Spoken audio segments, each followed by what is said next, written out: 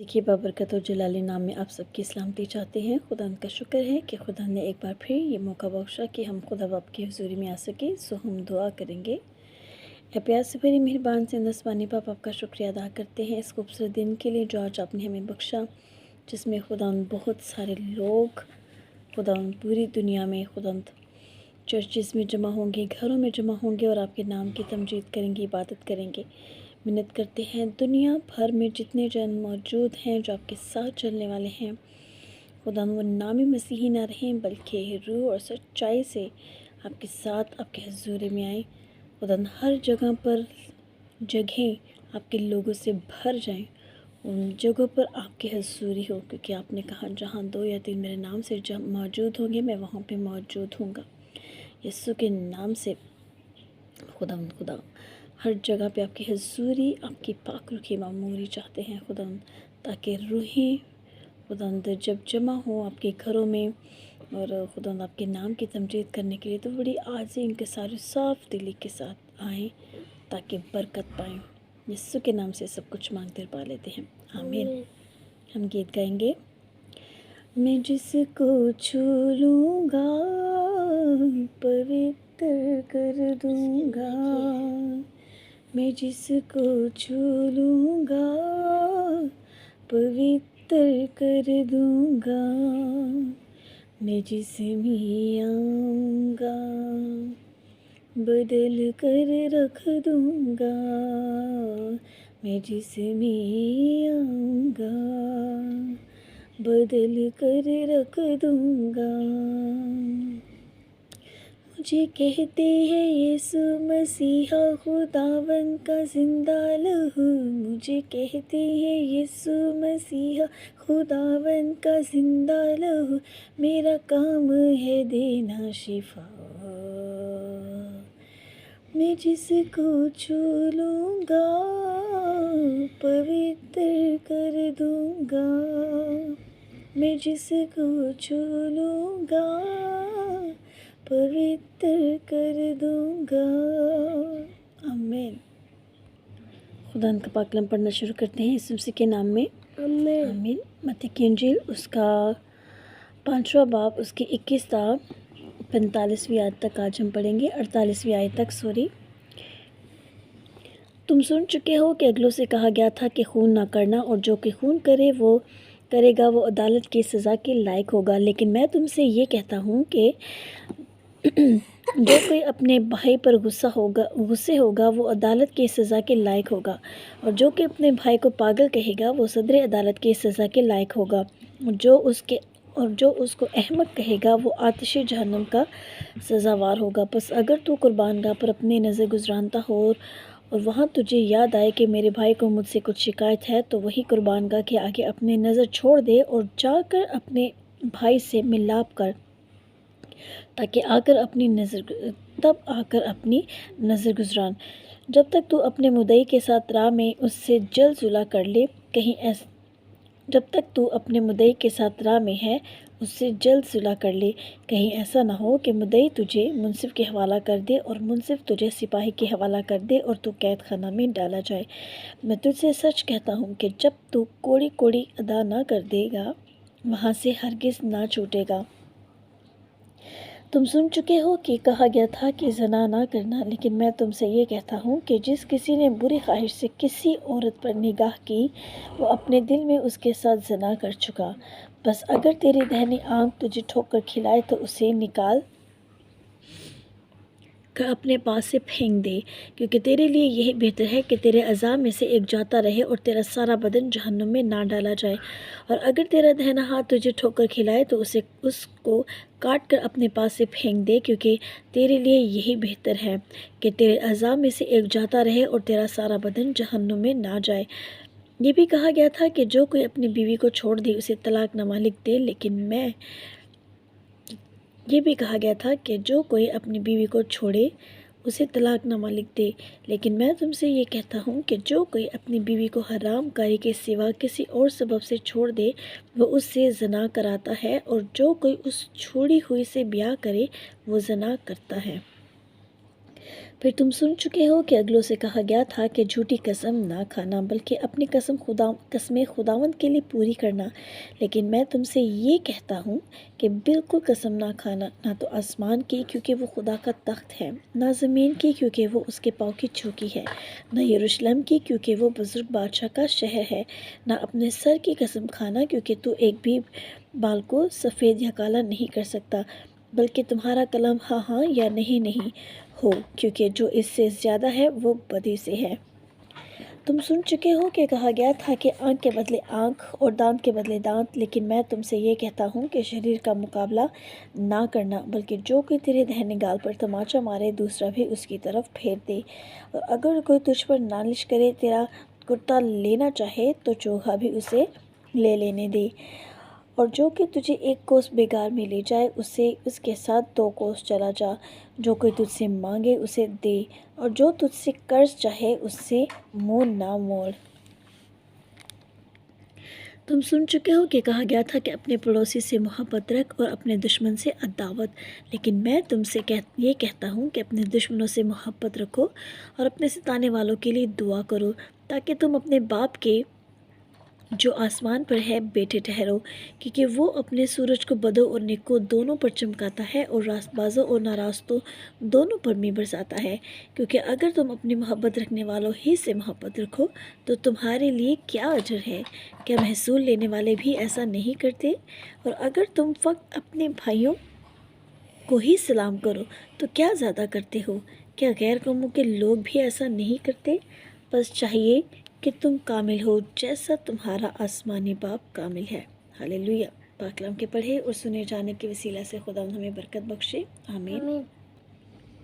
जैसे कि आज के कलाम में हमने पढ़ा मत्ती की इंजील में कि कुछ बातें जो हमें बताई गई हैं, जिस पर अमल करना हमारे लिए बहुत ही ज़रूरी है, ताकि हम पाक हो जाए, ताकि हमारा बदन, हमारी रूह जो है वो पाक हो, है ना।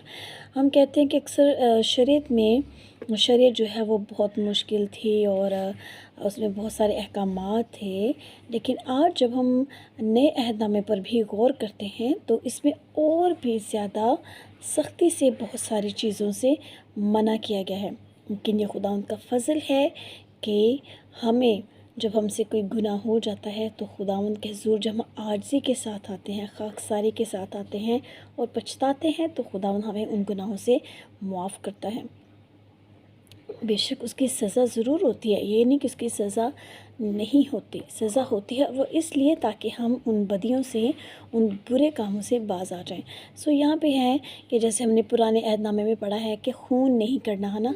आजकल बहुत सारे इंसान जो है वो यही समझते हैं कि बड़े बड़े गुनाह, उन वही सिर्फ गुनाह उनको गिना जाता है। जैसे हम कौन सा कत्ल करते हैं, हम कौन से डाके डालते हैं, या हम कौन सा किडनैपिंग करते हैं, या हम कौन सा किसी के साथ कुछ ऐसा करते हैं, या बाहर जाके शादीशुदा होने के बावजूद या कंवारे होने के साथ हम बाहर जाके ज़नाकारी करते हैं। हम कौन से ऐसे बड़े बड़े गुनाह करते हैं। सो ये सब बातें हमारी ज़िंदगी में नहीं है, तो हम पाक हैं। ये शैतान का एक बहुत बड़ा जाल है, जो वो हमारे अंदर, हमारे ज़हनों में वो बातें डालता है कि छोटी छोटी बातें जो है वो हम कर सकते हैं। इनका कोई मतलब ऐसा अमल नहीं है कि जिसके वसीला से हम खुदा से दूर हो सकते हैं, है ना। बहुत छोटी छोटी बातें भी जो हैं वो हमें खुदा से दूर करते हैं। अगर आप देखेंगे, अगर आपने वाइट सूट पहना है ना, कहीं आप गए हैं, बहुत बार ये मिसाल दी जाती है, लेकिन ये बहुत ही कारामद मिसाल है कि जब आप कहीं जाते हैं या यूनिफॉर्म पहनते हैं वाइट में, या कुछ के ड्रेस, मुझे भी जैसे वाइट ड्रेस बहुत पसंद है, और जब हम वाइट ड्रेस पहनते हैं तो उस पर जब हल्का सा भी दाग लगता है ना, तो वो हमें बड़ा नज़र आता है। और हमें मतलब जब हम उसको यूज़ कर लेते हैं तो हम उसको अच्छे से धोते हैं ताकि ये दाग चला जाए, और जब हम दोबारा पहने तो बड़ा उजला उजला और फ्रेश हो और हम इसमें अच्छे दिखें, है ना। ऐसे ही इसमें ये नहीं कि कोई चाय का पूरा कप गिराएगा तो फिर आप कहोगे कि नहीं अब गंदा हुआ है। उससे पहले अगर कोई छोटे मोटे दाग लग जाए तो आप कहें नहीं नहीं कोई बात नहीं, फिर भी हम नीट के नीट ही हैं, है ना। हम महसूस करते हैं कि हमारा ड्रेस जो है वो गंदा हो चुका है ना। उस पर छोटे छोटे दाग भी हमें नज़र आते हैं जो कि हमारे अंदर अंदर हम उससे इरिटेट हो रहे होते हैं, है ना। और हम चाहते हैं कि हम जल्द इसको चेंज करें, उसको अच्छे से वॉश करें ताकि फिर इसको पहने और लोग भी तारीफ़ करें, है ना। एक मिनट। तो ऐसे ही ये छोटी छोटी ऐसी बातें हमारे अंदर होती हैं जो हमें नापाक करती हैं, आहिस्ता आहिस्ता वो खुदा से हमें दूर करती हैं। सो इन तमाम तर बातों को, इन तमाम तर बुरी बातों को जो छोटी छोटी हमारी नज़र में वो छोटी होती हैं, इब्लीस हमारे दिमाग में चीज़ डालता है कि इस छोटी सी बात का कोई भी ऐसा नहीं है ना, इसका कुछ नहीं है, इसका ये तो एक मामूली सी बात है, करने में इसका कोई हर्ज नहीं है। तो वो हमें नापाक करती है, गंदा करती है और इब्लीस के करीब और खुदा से दूर करती है ना। सो यहाँ पे है कि खून ना करना के बजाय ये भी लिखा गया है कि ज़रूरी नहीं कि हम कोई कत्ल करेंगे तो गुनाह करेंगे। अगर हम अपने भाई को दुख देते हैं, अपने अजीज़ों को तकलीफ़ देते हैं, उनके साथ नाराज़ होते हैं, उनको पागल कहते हैं, उनको बेवकूफ़ बोलते हैं, उनको कुछ समझते नहीं, ज़रूरी नहीं अपने भाई को ही बल्कि अपने घर के किसी भी फ़र्द को अपने से हम कमतर समझते हैं और उसको बुरा भला कहते हैं, उसके लिए गालियाँ बकते हैं और उसके साथ नाराज़ होते हैं, गुस्सा करते हैं, उसकी नहीं सुनते, ये भी जो है हमें सदर अदालत में खड़ा करेगा, है ना। कि हम अपनों ही से हमारे अंदर उनके लिए नफ़रत है, क्रोध है, प्यार नहीं है, तो किस तरह से हम उस खुदा को जिसको अभी हमने देखा नहीं प्यार कर पाएंगे, उसकी बात सुनेंगे। जब हम अपने यहाँ जो हमारे अपने घर के लोग हैं, हमारे बहन भाई हैं, हमारे बच्चे हैं, हमारे अजीज़ हैं, हमारे फ्रेंड्स हैं, हमारे मतलब बहुत करीबी रिश्तेदार भी हैं, जिनको उनके साथ ही हमारी मोहब्बत नहीं है, उनके साथ हम झगड़ा करते हैं, गुस्सा करते हैं, लड़ाई करते हैं, तो फिर हम वो खुदा जिसको हमने अभी देखा नहीं, सिर्फ सुनते हैं और खुदा के कलाम को जो पढ़ता है वो जानता है, उसके साथ किस तरह से मोहब्बत रख सकेंगे, है ना। सो खुदावंद चाहता है कि ये सारी बातें हमसे दूर हों, हम इन तमाम तर गंदगी से दूर हों हमारे अंदर। हम एक घर में रह के हमें अपने अजीज़ों से, अगर हम ससुराल में हैं तो अपने जेठ जेठानी से, उनके बच्चों से प्यार करना है, अपने सास ससुर से प्यार करना है। बेशक बहुत सारी बातें होती हैं जो उनकी हमें पसंद नहीं होती, लेकिन खुदावंद कहता है हमें उनको मुआफ़ करना है ताकि हम साफ़ रहें, हमें अपने आप को बचाना है ना। ये तो शैतान के छोटे छोटे छोटे छोटे से जाल होते हैं, उसके उसके तीर होते हैं जो वो चलाता रहता है ताकि हम पर लगे और हम गंदगी की तरफ जाएं। और छोटे छोटे छोटे दाग जब लगते जाते हैं पूरे ड्रेस पर तो वो फिर दागदार हो जाता है और पहनने के लायक नहीं होता, है ना। सो हमें क्या करना है, जब हमें अपने घर से ही इस चीज़ को शुरू करना है ताकि हम अपने बहन भाइयों से उनकी रिस्पेक्ट करें। हम उनकी रिस्पेक्ट करेंगे, ऑटोमेटिकली खुदा हमें रिस्पेक्ट देगा। उनसे प्यार करेंगे, खुदा और प्यार के दरवाजे खुलेगा और हमारे मतलब लोग हमसे प्यार करेंगे, वो जानेंगे कि हमारा रवैया कैसा है। जब हम अक्सर खुदा उनकी हजूरी में आते हैं, इबादत करते हैं, तो सम टाइम तो इशाए रबानी में शरीक होते हैं जब ना, तो घर में हमारी नाराज़गी हो रही होती है, बहन भाई के साथ, माँ बाप के साथ, किसी के साथ भी नाराज़ हो के आए होते हैं, या पता नहीं कभी कभी तो महीना महीना बात नहीं की होती किसी से, लेकिन इस शायर बानी में हम शरीक होते हैं। खुदा ने कहा उल्टा हम सज़ा के लायक होंगे, सज़ा मिलेगी, कि खुदा ने कहा है कि हमें पाक होकर खुदा की शायर बानी को लेना है, उसके पाक बदन में, उसके पाक लहू में शरीक होना है ना। हम इस चीज़ को मद्देनज़र ही नहीं रखते, हम कहते नहीं कोई बात नहीं, ये क्या, हम नाराज़ ही हैं, कल जाके फिर सुलह कर लेंगे। खुदा ने कहा पहले सुलह करो, उसके बाद मेरे पास आओ, तो मैं तुम्हारी दुआ को भी सुनूंगा। ठीक है। सो गौर करें कि जब हम खुदा के हज़ूरी में आते हैं, कहीं हम किसी से नाराज़ तो नहीं, कहीं हमने किसी से गुस्सा तो नहीं किया। अगर आपकी गलती है या उसकी गलती है, आप आगे बढ़ें ताकि आप खुदावंद के सामने क्लीन होकर जाएं, खुदावंद आपकी दुआ को सुने, जो आप चाहते हैं वो आप पा सकें। सो आगे हमने देखा ज़िना, है ना, ज़िना के बारे में, कि हम कहेंगे कि हम कौन सा भी ज़िना करते हैं ना, तो अक्सर ना सिर्फ ये लड़कों के साथ, लड़कियों के साथ भी ऐसे हो जाता है ना।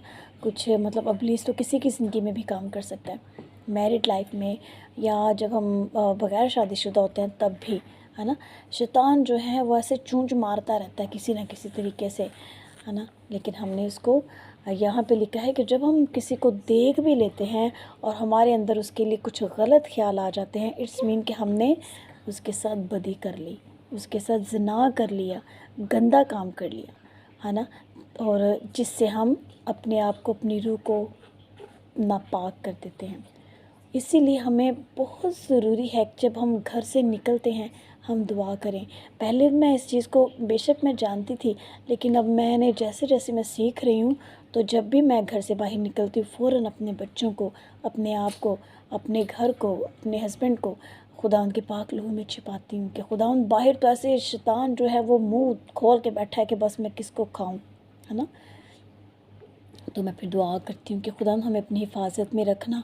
हम जब जा रहे हैं, हमारे जिस जिस रास्तों पर हम चलें, जिस जिस जगह पर हम जाएं, हर जगह पर आपका पाक फरिश्तों का पहरा हो, ताकि हम बदी से बचे रहें, ताकि हम इब्लीस की चालों से बचे रहें। फिर जब हम गाड़ी में बैठते हैं तब भी मैं अंदर ही अंदर प्रेयर कर रही होती हूँ कि खुदावंद इस जगह को, इस गाड़ी को पाक करिए, अपने पाक लहू में छिपाइए और हमें अपने पाक फरिश्तों के पहरों में रखिए।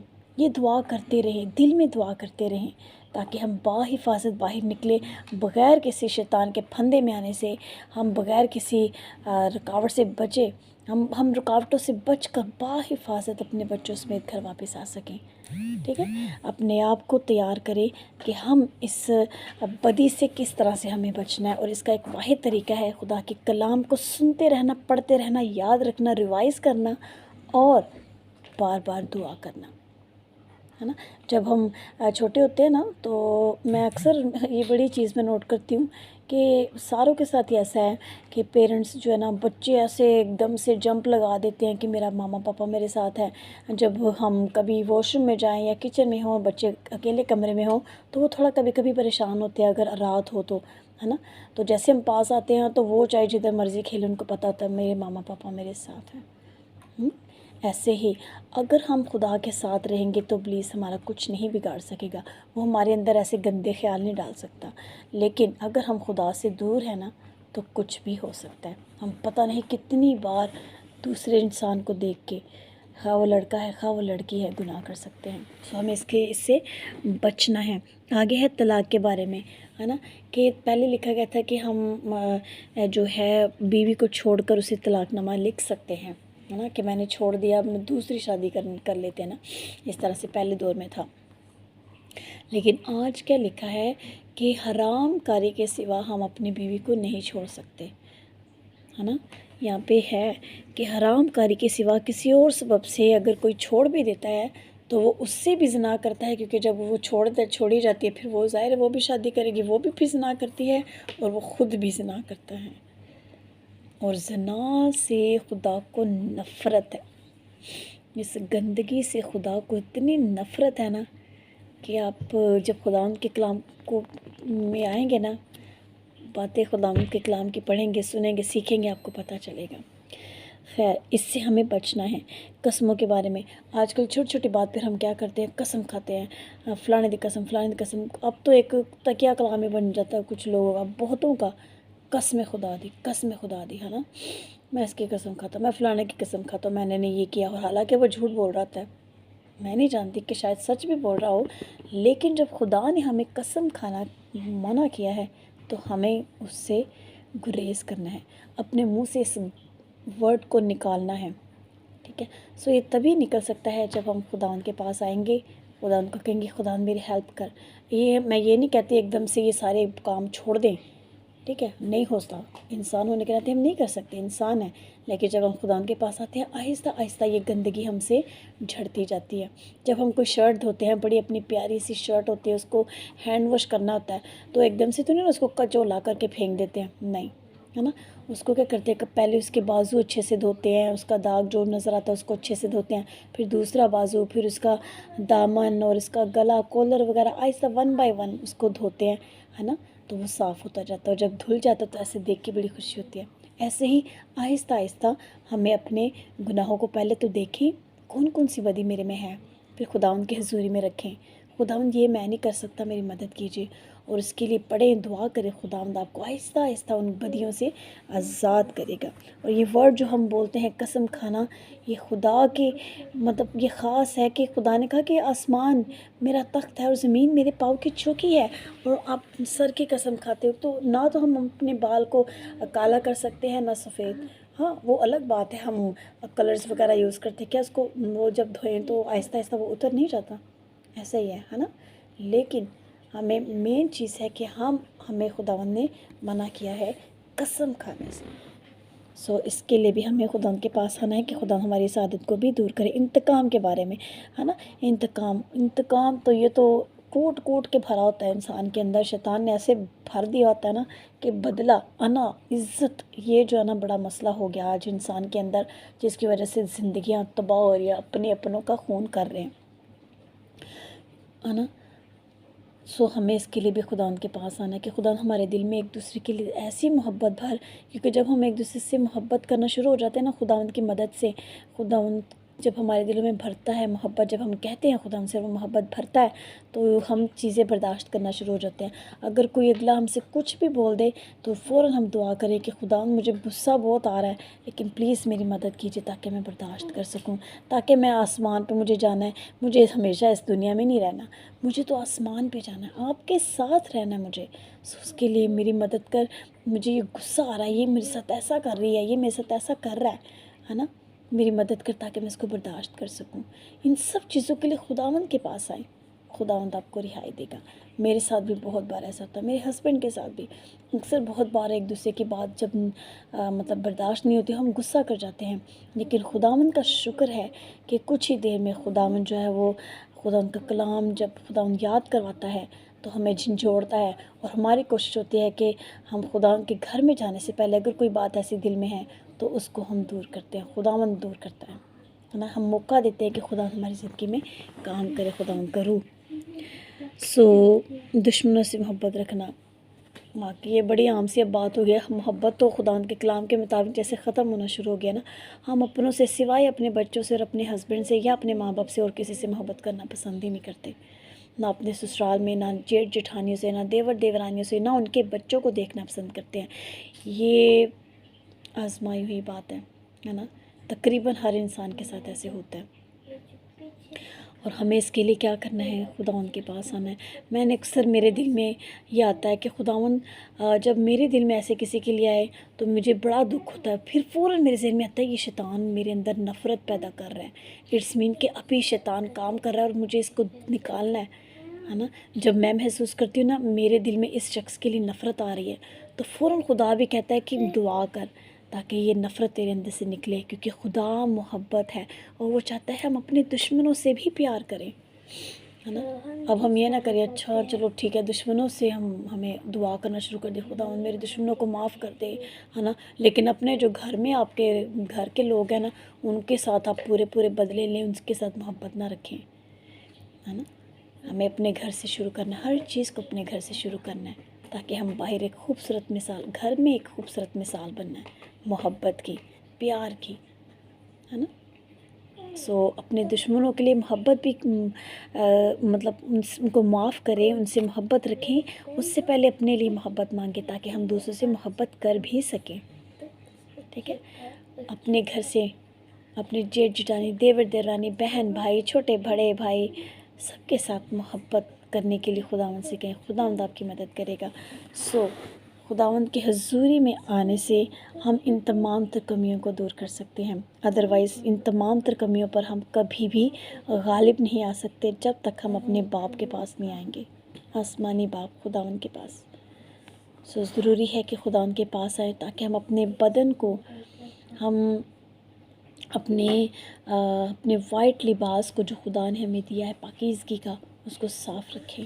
सो खुदा हमें इस कलाम पर अमल करने की तौफीक दें। हम दुआ करेंगे और प्यार से भरे मेहरबान ज़िंदा आसमानी बाप आपका शुक्रिया अदा करते हैं, आपके नाम की तारीफ़ करते हैं, तमजीद करते हैं इस खूबसूरत कलाम के लिए जो आपने हमें बख्शा। खुदा सुनने वालों को ब्लेस कीजिएगा, खुदा पाक कलाम को पढ़ने और इसको सीखने, उसके समझने, इसको याद रखने की तड़प पैदा कर दीजिए खुदा नौजवान नस्लों में, बच्चों में, बुज़ुर्गों में कोई भी इस कलाम से दूर ना रहने वाला हो खुदा हम सब के दिलों को तैयार कर दीजिए खुदा ताकि हम ज़िंदगी से हम दूर ना हो जाएं, ये सब्दी हयात से हम दूर ना हो जाएं खुदा हर एक की रूह की आंखें, रूह के कानों को खोल दीजिए खुदा, अमल करने की तौफीक दीजिए, आपके कलाम को पढ़ने की, सुनने की तौफीक दीजिए खुदा, ताकि आहिस्ता आहिस्ता हम गंदगी को अपनी ज़िंदगी से दूर कर सके खुदा। हमारी मदद कीजिए, हमारी रहनुमाई कीजिए, हर एक सुनने पढ़ने वाले को ब्लेस कीजिएगा और आपके साथ रूह और सच्चाई से चलने की तौफीक दीजिए और हर तरह की उनकी घर की परेशानी को यीशु के नाम से दूर कीजिएगा।